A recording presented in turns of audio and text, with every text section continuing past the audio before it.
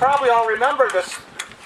April 23rd, the President of the United States got on television, and for the first time in my lifetime, a President of the United States apologized for something.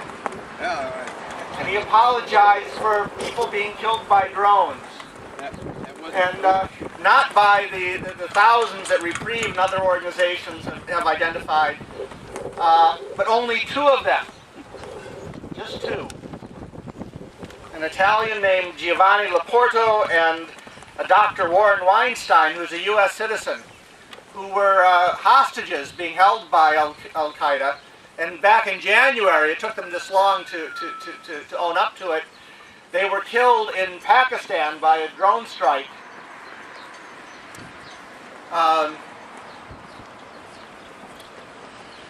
One of the interesting things that the President said in this apology, and first of all, I want to make very, very clear that in focusing on this one Italian man and one American man, I'm not dismissing or belittling the deaths of the thousands of Yemenis, Pakistanis, Afghans, Somalis who've been killed by these drones. But I think the fact that these Americans have died, and 2 other Americans I'll be talking about too, it brings some things into focus. Is the President used the excuse of the fog of war. Now, some of you I know are combat veterans, but I think we don't need to be to imagine just what that means. Is the fog of war. Mistakes are made when people are in the field, in the jungle, in the desert, for weeks at a time. There's the chaos of battle. There's explosions going off. There's dirt being kicked into the air. There's people screaming, and there's smoke, and you don't know who's who, and you don't know where to shoot, and sometimes you shoot the wrong people. That's the tragedy of the fog of war. And the President called on that, the fog of war. But what are these drones for if they're not to see through the fog of war? And also, this did not happen in battle. Not at all. In fact, the general in charge of the U.S. Air Force Combat Command a couple years ago said that with the experience of the drones, that they've been found useless in combat. They're great for assassination. They're useless in combat, and he said, I would never put a drone in a contested situation. So this is not Errol Flynn or Top Gun, dog fights with drones in the air. So what happened here in Waziristan, in Pakistan, near the Afghan border, where these people were killed, was not a battlefield. It was static. They were watching from in this case, I believe it was Creech Air Force Base in Nevada. The soldiers who launched those missiles were not in any danger themselves. They had taken showers and slept in their own beds that day, and the night before, and they were getting regular bathroom breaks.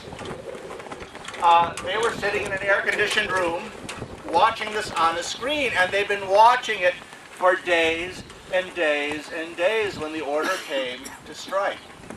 This is the fog of war. And they came out the same day, but a separate announcement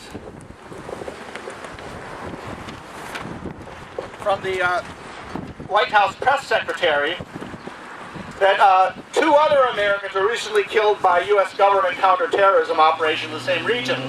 One of them, a man named Ahmed Farouk, was actually killed in that strike that killed the 2 hostages.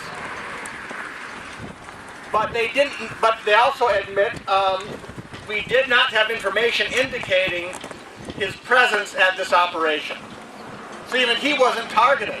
It's like we accidentally killed an American citizen who was an aid worker, and we also accidentally killed an American citizen who was working with Al-Qaeda. And that's somehow supposed to balance it out.